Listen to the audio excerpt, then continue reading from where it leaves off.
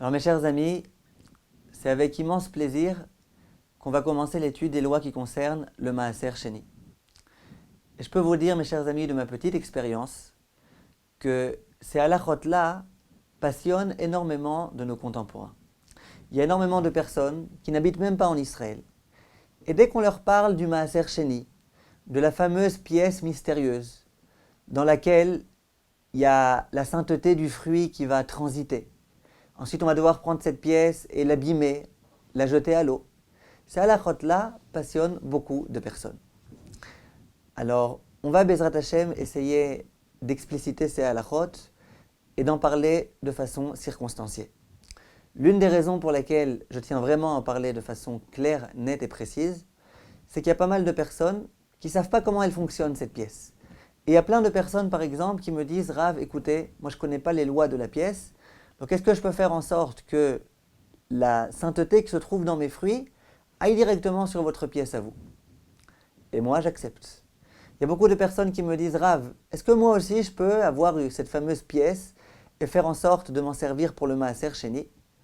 Alors je leur dis « Oui, vous pouvez, il n'y a aucun problème. Il faut juste bien connaître ces halachot. » Et comme ces halachot sont malgré tout un petit peu complexes, j'ai pensé que c'était l'occasion, sur notre site, de faire des cours sur ce sujet de façon circonstanciée. Alors, commençons par le commencement. Lorsqu'on a parlé des différentes étapes concernant le prélèvement des fruits, l'une des étapes, c'était de prélever le Maaser Sheni, à savoir de prélever 1/10 des fruits qui se trouvent face à moi. À l'époque où le Beth Amikdash existait, on devait prendre ces fruits, aller à Jérusalem, dans la vieille ville, à l'intérieur des chomot, des murailles, et consommer là-bas ces fruits. Et il y avait tout type de halachot qui concernait ces fruits. À cette même époque, imaginez que j'avais des tonnes de fruits. Je ne pouvais pas me permettre de prendre ces tonnes de fruits si j'habitais dans une autre ville et d'aller avec cette tonne de fruits jusqu'à Jérusalem. Alors qu'est-ce qu'on faisait à ce moment-là? On prenait une somme d'argent et on faisait transiter la sainteté qui se trouvait dans ces fruits dans la pièce. C'est magique. Ça veut dire, on disait que toute la Kedusha qui se trouve dans ces fruits-là, qu'elle passe, qu'elle soit transférée dans l'argent que j'ai dans ma main. Et ensuite, cet argent-là, qui bien évidemment était beaucoup moins lourd, on allait avec à Jérusalem, et à Jérusalem, on achetait avec cet argent-là des aliments qu'on consommait alors qu'on se trouvait dans Jérusalem, à l'intérieur de la muraille. Mais voilà qu'au jour d'aujourd'hui, malheureusement, on n'a plus de Beth Amikdash. Nous sommes tous impurs. Et donc nous ne pouvons pas consommer le Maaser Sheni. Donc le Maaser Sheni, on le prélève. On va dire que dans tous les fruits qui sont face à nous, on veut qu'il y ait du Maaser Sheni qui se trouve, qui soit prélevé. Simplement, ce Maaser Sheni, au moment où on l'a prélevé, au moment où on a dit « je veux que le 10e des fruits soit Maaser Sheni », il devient sacré. Et le problème, c'est que, alors qu'est-ce qu'on fait? On a des fruits sacrés qui se trouvent ici. Les consommer à Jérusalem, on n'a plus le droit aujourd'hui de les consommer. De nos jours, on est impur. De nos jours, il n'y a pas de Beth Amikdash, malheureusement. Alors qu'est-ce qu'on fait? Réponse, on fait exactement ce qu'on faisait à l'époque. À savoir, on prend une pièce. On va bien évidemment rentrer dans les détails de cette pièce. Mais pour l'instant, dans les grandes lignes, on prend une pièce et on dit « je souhaite que le Maaser Sheni qui se trouve dans ces fruits-là, dans ce tas de fruits, que ce Maaser Sheni quitte les fruits et rentre dans cette pièce. » De cette façon-là, la sainteté va à présent se trouver dans cette pièce et les fruits ne sont plus saints. Et donc ces fruits-là, j'ai le droit de faire avec ce que je veux, j'ai le droit de les manger, même si je ne suis pas Cohen, même si je ne suis pas Lévi. J'ai le droit de faire ce que je veux avec ces fruits-là, dès lors que j'ai fait en sorte que la sainteté de ces fruits-là les quitte et aille rejoindre la pièce. Voilà dans les grandes lignes. Une personne qui ne possède pas cette pièce, qui ne sait pas comment ça fonctionne, ou qui dit « moi j'ai pas envie de faire transiter la sainteté des fruits dans la pièce », cette personne-là a un problème. Parce que les fruits du Maaser Sheni, dorénavant, à partir du moment où on a prélevé ces fruits-là, ils deviennent sacrés. Les consommer, on n'a pas le droit.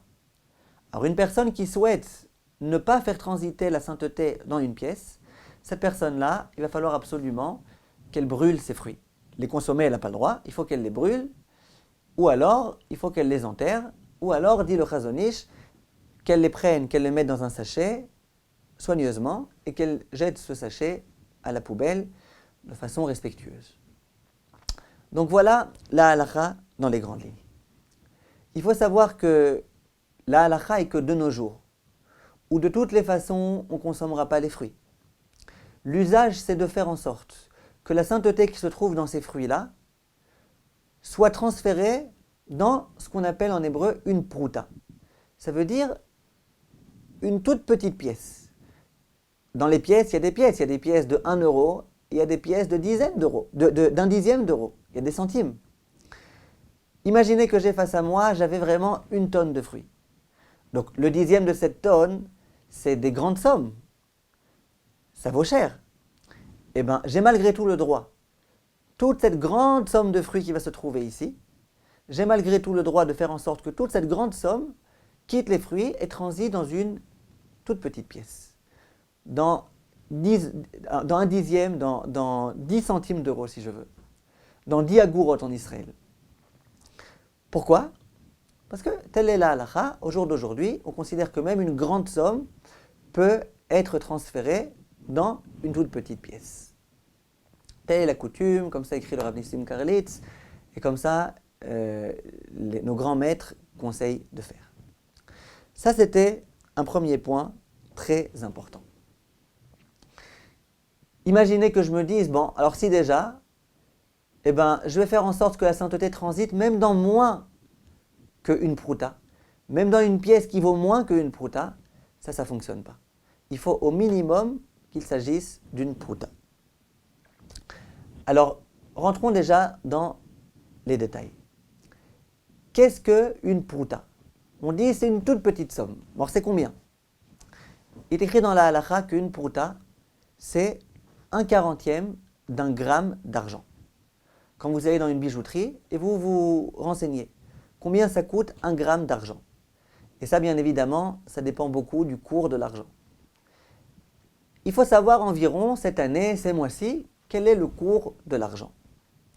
Une fois que je sais combien 1 gramme d'argent vaut, je divise cette somme-là par 40, et cette somme-là, ça va être une agoura. Venez, on prend un exemple, en Israël par exemple. Il y a des périodes durant lesquelles le gramme d'argent vaut 3 shekels. Donc si le gramme d'argent vaut 3 shekels, le 40e, ça vaut 0,075 shekels. Ça veut dire que ça vaut moins que 10 agourot. Donc une prouta, ça va être moins que 10 agourot. D'accord ? Ça va être entre 5 agourot et 10 agourot. Maintenant, moi, je n'ai pas une pièce de 0,075 shekels. Ça n'existe pas, ça. Une pièce de 7,5 agourot. Donc, qu'est-ce que je fais ? Moi, je me dis, je vais prendre une pièce, par exemple, de 1 shekel. Et dans cette pièce de 1 shekel, il y a plusieurs fois cette quantité-là qui s'appelle prouta. Donc, si on prend un exemple, disons que la prouta, elle vaut environ 10 agourot, on a dit. 7,5, disons environ 10 agourot. Donc, dans une pièce de 1 shekel, j'ai largement 10 agourot. Et donc, je vais pouvoir procéder sur cette même pièce 10 fois à un transfert de sainteté. Voilà quelle est, mes chers amis, la halakha. Donc, là on a pris l'exemple d'une pièce de 1 shekel. Dans 1 shekel, j'aurai le droit 10 fois, même peut-être un petit peu plus, 11 fois, de faire passer de la sainteté de fruits qui se trouvent devant moi dans cette pièce. Si jamais je me dis, bon allez, j'ai le droit que à 10 fois, alors je vais prendre une pièce de 10 shekels. Bon, on fait le même calcul. Si j'ai une pièce de 10 shekels, dans cette pièce de 10 shekels, j'ai 100 proutot. Si dans cette pièce de 10 shekels, j'ai 100 proutot, je pourrais 100 fois procéder à un prélèvement de maaser sheni et faire passer la sainteté du maaser sheni dans cette pièce. Donc voilà la première halakha. Comme je l'ai dit il y a un instant, une personne qui se dit, moi, je prends une pièce de 1 shekel et je fais ça 30 fois. Ça ne marche pas. Pourquoi? Parce qu'il s'avère qu'à chaque fois, elle fait sur moins qu'une prouta, et on n'a pas le droit. Il faut faire même une grande quantité de maaser sheni transiter dans au moins une prouta. Au moins environ 10 agourotes, mais à nouveau, je vous répète, ça dépend beaucoup du cours. Il y a des fois où l'argent, au lieu de coûter 3 shekels le gramme, il coûte 6 shekels le gramme. Donc là, il faut tenir compte de cela, parce que là, la prouta va valoir beaucoup plus, et dans 1 shekel, je n'aurai pas du tout la possibilité de le faire 10 fois. Donc voilà, pour l'instant, une halakha qui est extrêmement importante. Si jamais, mes chers amis, cette pièce-là m'appartient, donc c'est ma pièce à moi, c'est la pièce que j'ai réservée à cet effet, et les fruits dont je vais prélever à présent le maaser sheni, et dont je vais vouloir faire transiter la sainteté, m'appartiennent aussi. Donc les fruits m'appartiennent, la pièce m'appartient. Là, il est écrit dans la Torah qu'au moment où on va vouloir faire transiter la sainteté de ce fruit à cette pièce, ces fruits m'appartenant et cette pièce m'appartenant, il va falloir dire que ce n'est pas simplement la sainteté des fruits que je veux qui transite dans cette pièce, mais c'est la sainteté des fruits plus un cinquième. Chomesh en hébreu. C'est une halakha de la Torah. D'accord? Donc, il faut connaître cette halakha. Si jamais c'est mes fruits sur ma pièce, au moment où je vais réciter la récitation du texte, je ne vais pas dire « je souhaite que l'argent qui se trouve dans ces fruits transite dans la pièce », mais je dirais « l'argent qui se trouve dans les fruits plus un cinquième transite dans une prouta qui se trouve dans cette pièce ». Si jamais la pièce ou les fruits ne m'appartiennent pas, par exemple, moi, il y a plein de personnes qui m'appellent et qui me disent « Rav, est-ce que je peux, mes fruits, une fois que j'ai prélevé le maaser sheni, faire transiter la sainteté dans votre pièce ?» Donc là, la pièce m'appartient à moi, alors que les fruits leur appartiennent à eux. Dans ce cas-là, ils n'ont pas du tout besoin de mentionner l'histoire du cinquième. Le cinquième ne concerne que le cas où on procède au prélèvement et à la transition de sainteté de fruits qui m'appartiennent sur une pièce qui m'appartient. Si les fruits ne m'appartiennent pas ou que la pièce ne m'appartient pas, ce n'est pas du tout la peine de le faire. Voilà, pour l'instant, quelques bases concernant cette halakha. Un autre point important, c'est que cette pièce-là, ça doit être une pièce dont on se sert dans le pays dans lequel on se trouve.